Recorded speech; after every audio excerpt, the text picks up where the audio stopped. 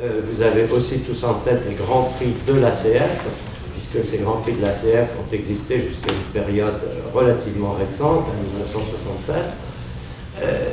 Donc voilà, ça a commencé en 1906. La modification du règlement de la Coupe Gordon-Bennett génère des protestations, ça devient inadapté, etc. Donc c'est en 1906 qu'on a le premier Grand Prix de l'ACF avec une victoire de Renault. Et puis ensuite, 45 Grands Prix ont suivi.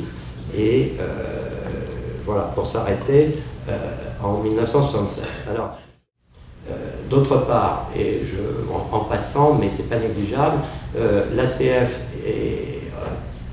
possède en son sein une association sportive automobile rattachée, qui est une association indépendante de l'ACF, mais dont l'accès est réservé aux membres de l'ACF, qui compte 320 membres et qui sont pour une large part donc des licenciés, et qui n'est pas une association organisatrice d'épreuves, mais qui, de par ses licenciés, compte pas mal de bonnes pointures dans le sport automobile historique.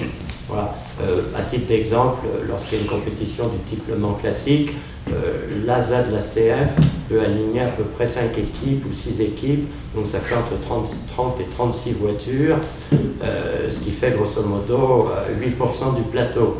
Hein, sachant qu'il y a beaucoup d'étrangers, etc. C'est de loin, je pense, l'ASA en France qui possède le plus de licenciés intéressés par le sport automobile historique.